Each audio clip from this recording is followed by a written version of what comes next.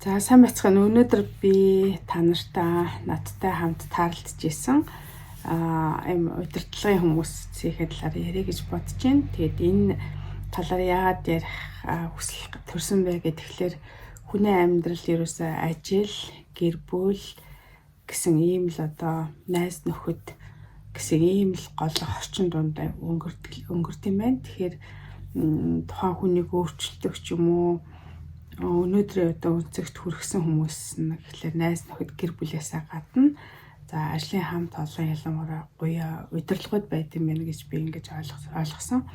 Тийм учраас би үдээ зэрэгтэй намайг ингэж явж байгаа удирдлагуудын талаар ярих гэж бодлоо. Тэгэхээр би нийтдээ за эхлээд ажилд ороход нэгдүгээр төрхтэй ажилд орж исэн. Дараа нь би хүү амын санд ажиллаж исэн. Дараа нь оройн тусламжийн байгууллагад ажилд орсон. За тэгээд яг энэ сургуулаа төгсчөөд одоо энэ нариугттай имийн санд ажиллаж байгаа. Тэгэхээр би амьдралдаа 4 одоо газар үндсэн одоо ийм ажилтан байжээ гэж ингэж хэлж болно.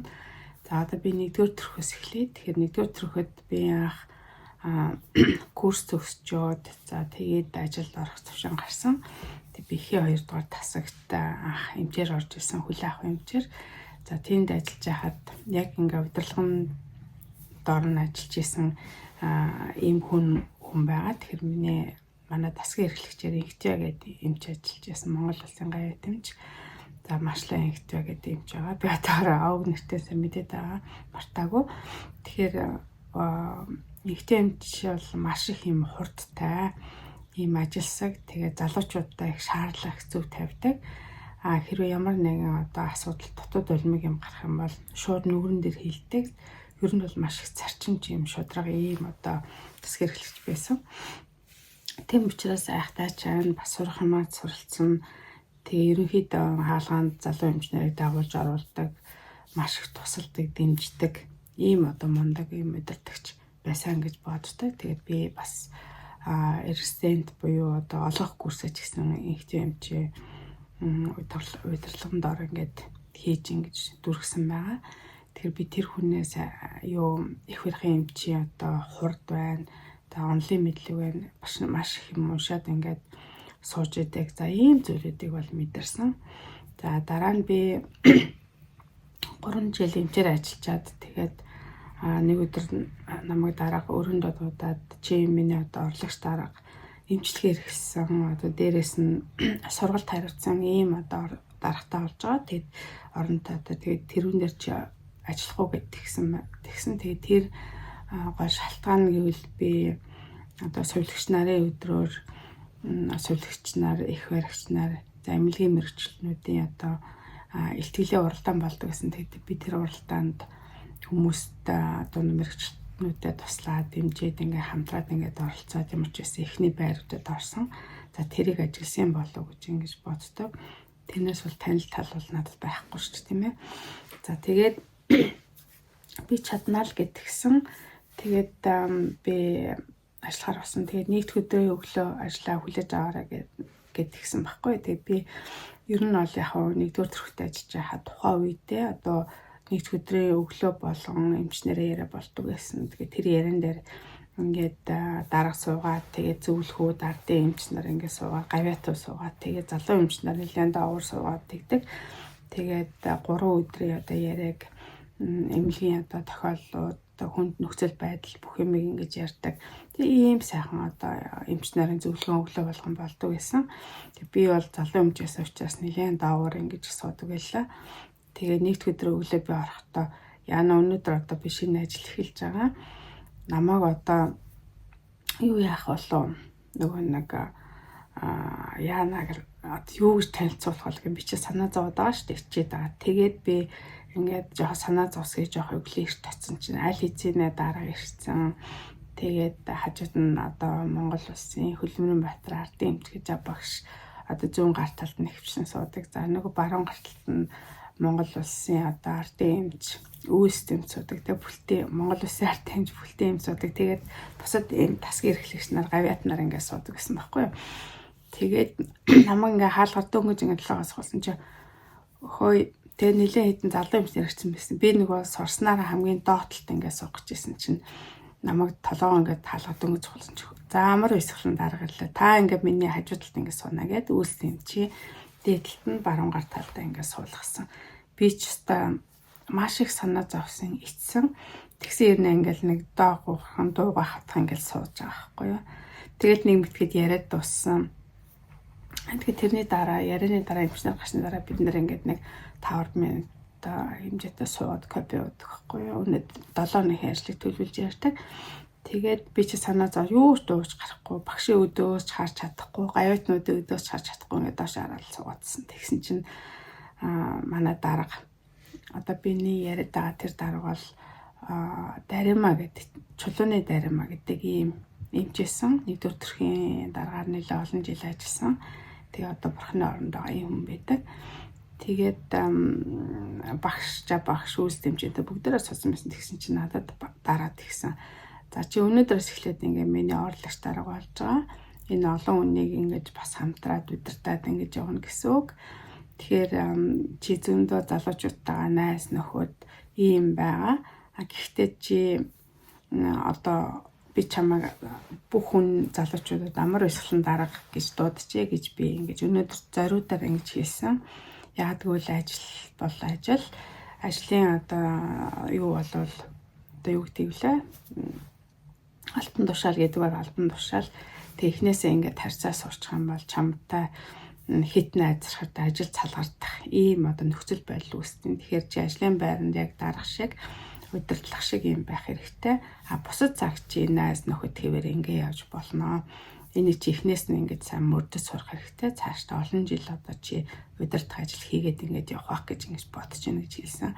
Би заал гэсэн. Тэгээд тэрнээс хойш намайг дандаа багш амар өсгөлэн дарга гэл манай дарга бас намайг тэгэл одоо гавьтаа ч гэсэн амар өсгөлэн дарга гэл ингээд тэгдэгсэн. Би эхлээд маш их санаа зовж ичдэг байсан. Тэгээ явандаа яг хуу залуучууд бүгдээрээ л тэгж хэлдэг болоод ингээд ямар тач одоо би дараагаар нэг 3 орчим жил ажиллаад тэгээд би ажиллаа солисон байгаа. Тэгээд 1 жилийн хугацаатай Нүбихүү амын санд ажиллагээ дараагаас хажуулаад тэгээд би Баруун аймаг руу ингэж явж исэн.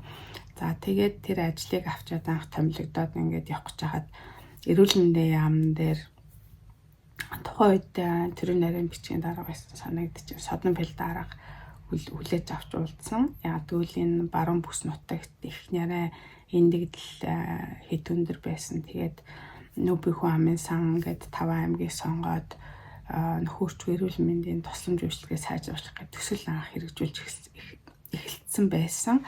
За тэгээд миний тэгээд бүр бүсийн төлөөлөгчийн газраа нээгээд тэгээд тэнд суурин гэж ажиллаж байсан байгаа. Жолоочтой, орчуулагчтай за ийм албан тушаал байсан.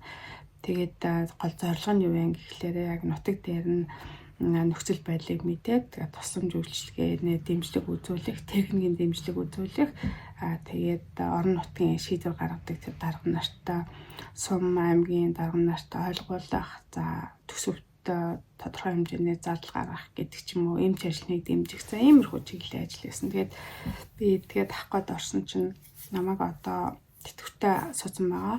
Эрүүлгийг хамгаалсан гавьт ажилтнанд даваад орж гэдэг хүн байдаг.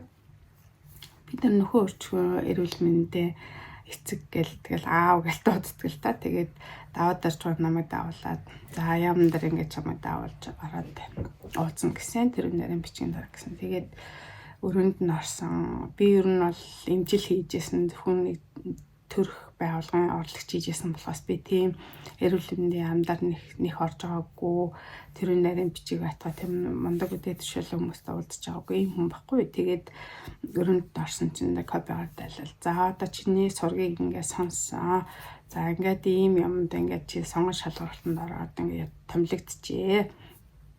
За энэнд чинь баяр хүргэе. Залуу хүн байна, эрт хүчтэй ажиллаарай. За би чамд нэг л зүйлийг захиа гэж хэлсэн. Тэгээ юу гэж хэлсэн ихлээр чи чамааг мундаг л гэдэг. Одоо чи тэрийгэл одоо Баруун аймагт харуулах болчтой гэл тэгэл инээсэн байхгүй. Тэгэл би маш их санаа зовсон. Тэгсэн чинь чи ямар ажилд очих гэж байгаа мэдчихэв нүг гэл наа гэсэн. Тэгэхээр би нэг сайн мэдэхгүй байгаа. Гэхдээ одоо миний өмнө ажиллаж байсан одоо аюуш багшийн ажил дээр би очих гэж байгаа гэж бодож байсан чинь за гэл тэгснэ. За чи чамайг ямар ажил хүлээж авч байгаа гэдгийг сайн мэд төсөөлөлгүй явж байгаа юм байна. Чи ер нь тэнд ажиллаж байгаа 4-5 аймгийн засаг дарганаар иргэдийн хурлын дарга нартай л ажиллана. Тэднэрээ одоо бараг ихэнх нь их хурл сууж исэн, их хурлын тоогон чанагдсан, насаараа удирдах ажил хийсэн ийм хүмүүс байгаа. Чи тэднэрийн зиндаанд ярьж хөөр сэтгэж ажиллаж тэднэрт гологдохгүйгээр энэ хүн аав гэд дамбардаа төгөж уулахааргүй тийм байж чадах уу гэлтгсэн чи би дугаал инээсэн л дээ тэгсэн чинь за чиний өмнө ажиллаж байсан авиш багш чинь болохоор Монгол ардын одоо нэг төв хороо гэдэг байсан засгийн газрын одоо тэр төв хороонд ажиллаж исэн эрүүл мэндийн спортын янз бүрийн асуудлыг хариуцж исэн ийм мундаг хүн байгаа. Насаараа удирдах ажил хийсэн. За тэгээд тэр хүн бол Баруун аймагт очиод маш их өөрчлөлтүүдийг хийсэн. Баруун аймгийнхаа энэ төсөл хэрэгцээнд маш их ам сайтай байгаа. За тэгээд чи тийм хүний ажлыг авах нь шүү дээ. Чи насны хувьд гэвэл 30-аад насны зүрхтэй байх гэж тий 20 хэд ч юм уу 30-аад юу гэлээ за нэг тэгжил хийсэн. Тэгээ чиний багш байсан хүн. Насаараа удирдах ажил хийж исэн. Ийм одоо зөндөө олон хүний ихтгэл хүлээгээд ингээм мундаг ажиллаж байгаа ийм хүний ажлыг авах нь байна. Тэгэхээр чи тэр хүний төвшөнд л барих хэрэгтэй.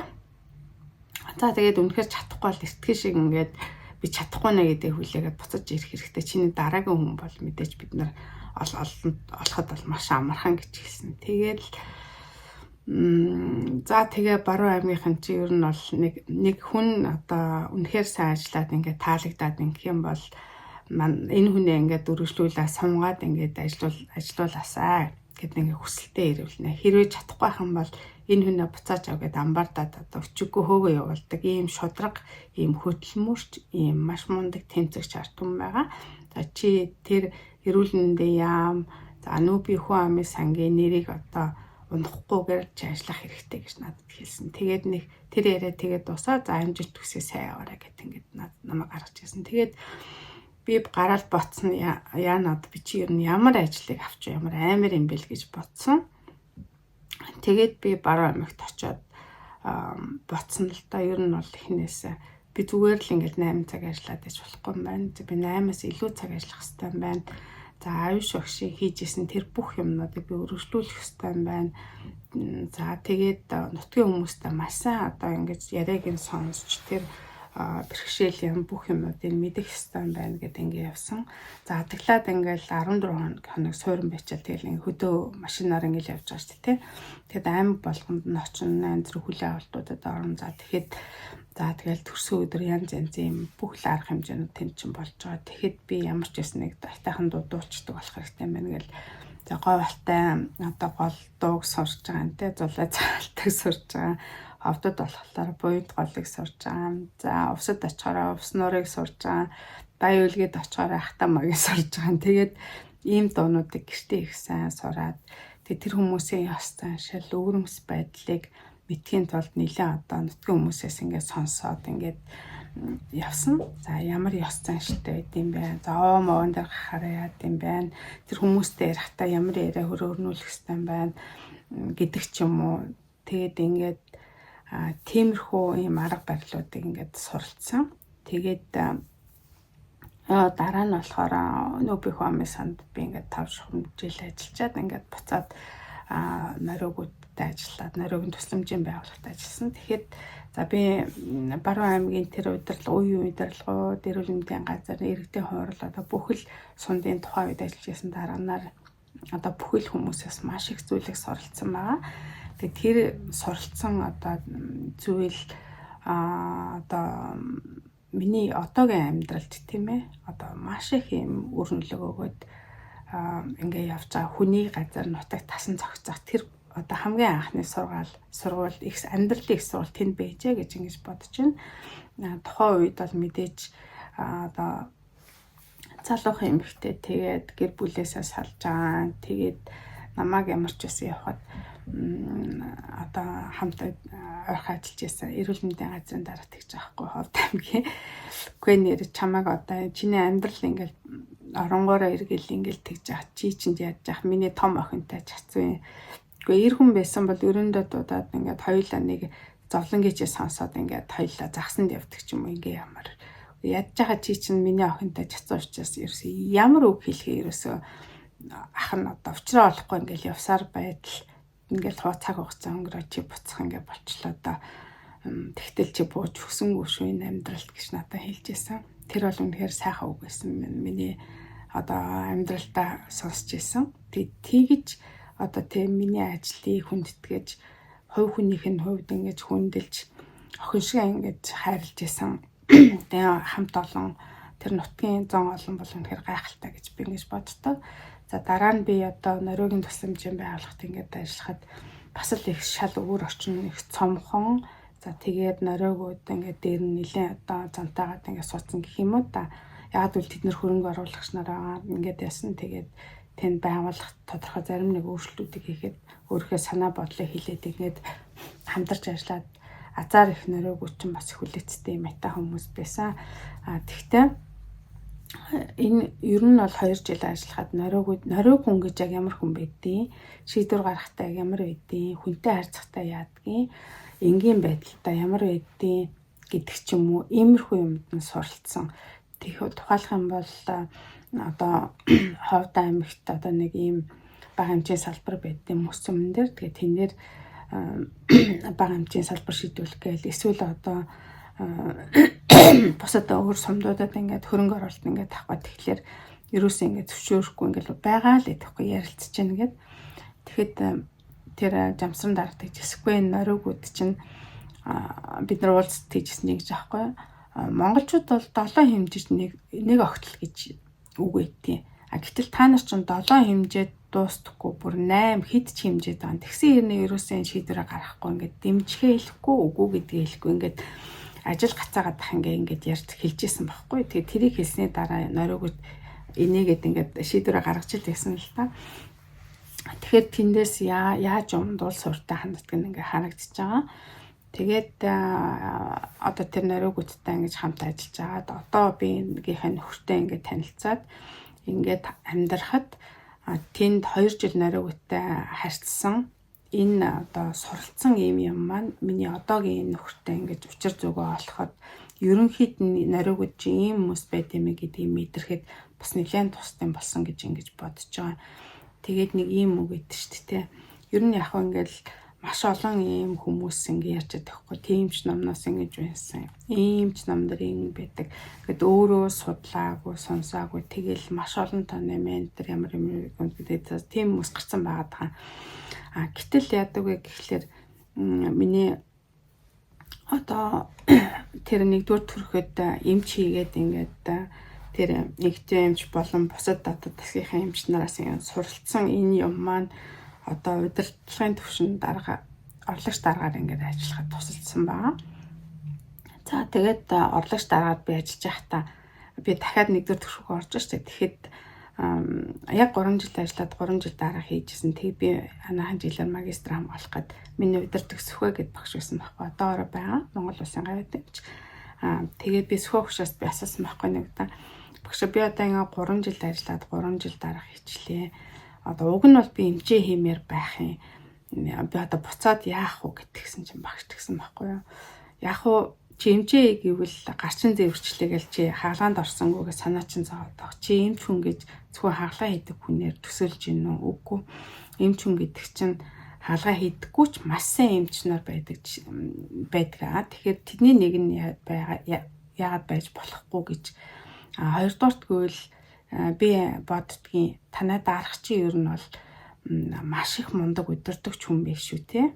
Тэгээд чи тэр хүнээс ер нь бол номноос бол тэгж удирдана, ингэж удирдана гэдэг юм байдаг л ах л та. Гэхдээ хүнээс л илүү хүн юм сурдана. Жишээлбэл сайн эмчийн хажууд ажиллах юм бол сайн л эмч болдог те. Сайн даргын хажууд ажиллах юм бол сайн л дарга болдог. Тэгээд цаашаа ингэж явчихдаг байхгүй. Тэгэхээр наа даргаасаа илүү одоо чи илүү их тэр удирдах арга барил хүмүүсийн арга ивэн олж байгаа.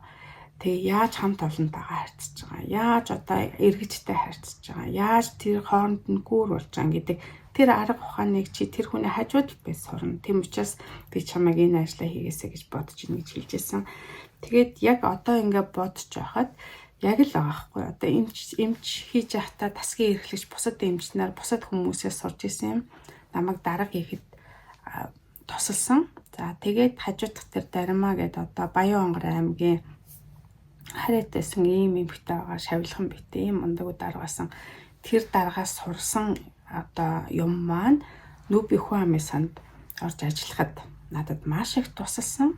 За дээрээс нь нэмээд тэр баруун бүсийн одоо удирдлагууд үеийн дарганаар одоо нутгийн зан олон найс нөхөд намайг ингэж одоо хүндэлж исэн, хамт ажиллаж исэн тэр хүмүүсээс сурсан одоо амьдралын туршлага маань Нориогийн тусламжийн байгууллагад ороход надад тусдсан болсон.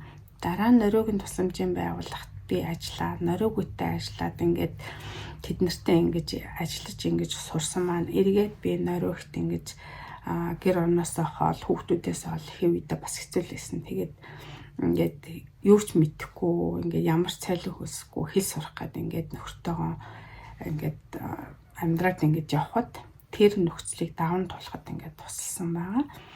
За тэгээд гэрээсээ ингээд хол баруун аймагт би 5 орчим жил ингээд ажилласан. Тэр одоо бие даах чадвар гэдэг юм уу, өөрийгөө хатуужуулагч гэдэг юм уу, өөрийгөө чөлөөлөгч гэдэг юм уу. За тэгээд тиймэрхүү ийм сэтгэл зүйн ийм юмнууд энд ирээд доктортойгоор ингэж байгаад тэгээд сурахад ингэж тусалсан гэж боддог. За тэрнээс гадна анаахад 6-7 жил ингэж сураад ингэж тухайн үеийн хүнд хэцүү цаг үед ингээд хичээгээд ингээд суралцсан хөдөөний би чинь хөдөө өссөн хөдөөний хүүхдэд тэр анаахын дэд бол тэсэр хатуушлыг сууж сурах хичээл хийх тэр юмыг сургасан юм байна гэж бодож байгаа. Тэгээд тэр эрчмэн дараа нь би удирдлагын академид ингээд сураад бас магистр намгаалаад бакалавраар ингээд удирдлагын чиглэлээр сураад ингээд надад тусалсан. Тэгээд тэр хоёр маань өөрсдөө ингээд сууж сургасан юм шиг сургасан маань энд одоо 50 наснда би эмзүүчээр ингээд энд их сургуулийн ингээд төгсөж тэр олон хичээлүүдийг 20 настай залуучуудтай ингээд хамт сурахад тусалсан байх гэж ингэж бодож байна. Тэгэхээр амьдрал бол ерөөсөө амьдралынхаа туршлага гэж юм чинь маш их чухал гэдэм байна. Суралцдаг. Хүн насан туршдаа суралцдаг юм байна. Тэгвэл номоос бол суралгүй яах вэ? Гэхдээ яг жинхэнэ одоо тийм мундаг удирдагч, мундаг одоо багш нар, мундаг одоо чадвартай оюутна гэсэн тэр багш нараас сурсан юм ингээд насан туршид нь хадгаладаг явдсан байна гэж ингэж бодож байгаа. Тэгээ мэдээж тэр нүбэд ажиллаж байхад маш олон хүмүүстэй одоо хамт аялж маш нэг машин дотор явж ингээд юм яриаг ингээд сонсоо явдаг. Амьдралд маш их нөлөөлсөн хүмүүс байгаа. Одоо аюу шугш гэж би ярьж байсан ажлыг авсан. Тэр хүн бол маш чухал юмнуудыг надад заазургасан. Ийм арга барилаар ингэж ажилладаг гэж хэлжсэн ажиллаа өгч явахдаа тэр бол үнэхээр тэнд ажиллахад амжилттай үнс болсон гэж бодож байгаа. За тэгээд Мөнхөө говайн та нар мэдж байгаа Хөдөлмөрийн Баатар болсон. Монголын одоо эмэгтэйчүүдийн сор одоо эмэгтэйчүүдийн нэг Мөнхөө говайн одоо сургаал яриа хамт олон удаагийн ийм хөдөө томилтоор ажилласан бол миний амьдралд эмэгтэй хүн ямар байх хэвтэй, удирдагч хүн ямар байх хэвтэй, хүмүүстэй яаж хандах хэвтэй, амьдралдаа унсан үед нь яах юм, боссон үед өөрийгөө яаж дарж яах юм гэдэг ч юм уу тий. Тэр юмд ингэж сургасан гэж боддог. Тэгээд одоо би үүс дэмжтэй илүү их дотн ингэж хамт ажиллаж байсан. Үүс дэмжийн тэр шийдвэр гаргаж байгаа те их барих эмэгтэйчүүдийн чиглэлээр тухайн акшн шийдвэр гаргаж байгаа. Залуусаа сургаж байгаа. Өөрийнхөө араас ингэж маш олон залуучуудын өнөө зэрэгтэй ингэж сургасан. За тэгээд хүнлэг байгаа те баруун аймагт би ярьжсэн те ингээд тоггүй орс ингээд тогоод салгачдаг. Тэр үед ингээд над руу юу вэ? За ажил нь байжгүй юу суралцж байна, гайгүй юу, гэр орны сайн хүүхдүүдээ санаж байна уу гэдээ асууж сурдаг ийм одоо хүн байгаа. Тэгэхээр тэр хүний одоо ингэж хүнийг эргээд ингэж хайрладаг, ингэж юу яадаг тэр мундаг ухаанд бас их суралцсан их баяртай байдаг. Тэгээд одоо жаа багшийн ч гэсэн хэлжсэн өгнүүд одоогоор ч гэсэн миний амьдрал зөвчөг ингээ болоо явж идэгэн. Тэгэхээр би бас их өөрийгөө маш их азтай гэж боддог. Гэр бүлийнхнээсээ, ээжээсээ, ааваасаа, ах эгч нараасаа, ойр дотны хүмүүсээс ингээ суралцсан тэр зүйл маань үр хүүхдүүдтэй яаж сурах уу гэдэг тэр юмд бас нөлөөсөн юм шиг байна. Харин хамт олон одоо тэр бүх эргэн тойронд хамт ажиллаж байсан хүмүүсээс суралцсан маань одоогийн энэ ажлыг нариугүйтэй ажиллахад дээрэс нь энэ юунд сурахад сургуулаа төгсгөхт нь маань тэгээд энд ингээ ганцаараа монголчуудаас нэлээ хоол байдаг ингээд хамт ажиллаад амьдрахад энэ бүх юмд бол нөлөөлж байгаа юм болов уу гэж ингэж би боддог. Тийм учраас бүх хүмүүст надтай хамт байсан бүх хүмүүстээ би баярлж явдаг үедээ. Тэг би Монголд очиод гандын эд орох болгоно бурхан дутсан миний төлөө явж исэн үгээ хэлж исэн тэр хүмүүст би бүр заавал нэрийг гаргаад ингээ ном уншуулдаг гэдэг ийм юм зарчим тогтсон. Энэ итгэгч гэсэн явж байхдаа бас ингээ ном уншуулсан. Тэгээд ачийн санаж ингэж явдаг. Тэгээд одоо би нариугүйтэй ажиллахад бол нөхцөл байдал бас их арай их өөр идэг юм байна. За би яг мэдээж хийл эзэмсэн мэрэгжил бүх юмар адилхан байгаа ч гэсэн хэлээр бол мэдээж ийм энэ хүмүүсийн төвшөнд бол мэдээж хүрэхгүй гэдгээ байнга мэдэрдэг. Тийм учраас тутахгүй тулд өөрийгөө их чармааж ажилладаг. Харин энэ нариугүйтэй ажиллахад юу ядг юм байна. Одоо жишээлх юм бол надтай ямар нэг асуудал гарлаа гэд хамт ажиллаж байгаа хүн хэлэхэд надад хэлэхгүй шууд дараад хэлдэг ч юм уу. Би надад асуудал гарахад би тэр хүнтэй харьцаад шаардлагагүй дарагтаа хэлж тэгээд дарга учрыг нь олдогч гэдэг юм уу. Иймэрхүү шатлсан тийм механизм бас байдаг юм байна. Тэгээд даан нориугууд ажилладаг, нориуг хүүхнүүд ажилладаг. Бас тэднээс сурах юм бас их байна. Эмгтээлэг чанар те. Спорт, бие авч явж байгаа тэр дасгал хөдөлгөөн хийж байгаа хоолндоо анхаарч байгаа гэдэг юм уу. Тэр нэг нориуг соёл байна. Тэр юмнуудаас нь маш их суралцах юм шиг байлаа. Тэгээд ямар тач хүний амьдрал бол их баялаг юм. Тэгээд хүн ер нь насан туршдаа суралцдаг юм байна. Тэгээд их сайн хүмүүстэй ингээд ажиллаад ингээд явхад сайн сайхан одоо зүйлийг байнга ингээд сураад тэр нь эргээд миний амьдрал тустай байна гэж бодож байгаа. Тэгээд одоо би нэг юм хэлэх үү би та нарт би ингээд хагас бүтэн санаар алхахаар шар тосонд хайрсан хуушуур ингээд 2 3 ч гэсэн өөртөө зарлээ гэдэг идчихдэг байна. Тэр бол нэг 5 минут л ажил гэдэг. Би ерөөсөө тэрэн түрдгээ болсон. Манай нөхөр идэхгүй. Тэгтээ яг би өөрийгөө заавал баярлуулдаг юм биш. Сар болгоны хагас бүтэн санд ингээд 7 нэг болгоны хагас бүтэн санд хийж идэг. Би энэ гоё амтыг яасан бэ гэхлээр би Ховд аймгийн одоо гавьяат тэмч их барих эмэгтэйчүүдийн гавьяат тэмч даваал гэдэг чи дака хичээс сурсан. Намайг Ховдод байхад ингээл хагас бүтэн санаар дуудаад шар тасан чансан хуушир ядраагаа тайлгилэн гэдэг тийм хүн ер нь бол маш ховор. Тэгээд би тэднийд очиж шар тастаа хуушир нийцээр байгаад тэгээд ингээд туртай болсон байгаа. Тэгээ би даваал эмч бол миний яг л 2 дахь ээж л гэсэн. Үнэхээр тэнд байхад яг л ингээд миний ээж ингэж хайрладаг ийм хүн байгаа. Тэгээд бас уулзаагүй бас их олон жил боллоо. Тэгээд сайн сайхан эрүүлэх хамгийн сайн сайхан бүхнийг хүсээ ирээ дака эмчтэй. Тэгээд бүгдээрэнд нь надад тусалж дэмжсэн бүх хүмүүст баярлалаа гэж хэлмээр байна. Тэгээд түр баяртай энэ сайхан өдөр өнөөдөр шинийн 8 шинийн 15-ны энэ сайхан өдөр. За тэгээд манал бурхны булттай ийм сайхан өдөр гэсэн. Тэгээд би өглөө босоод өөрийгөө бэлдээд надад одоо миний амьдралыг өдөө зэрэгтэй явж байгаа тус хүргэсэн тэр бүх хүмүүстээ зориулаад энэ блогийг хийлээ. Та нар маань урт нь асуулж удаан жаргаараа удахгүй уулзахын эрүүлийг төвшүүлээ. Тэр баяртай.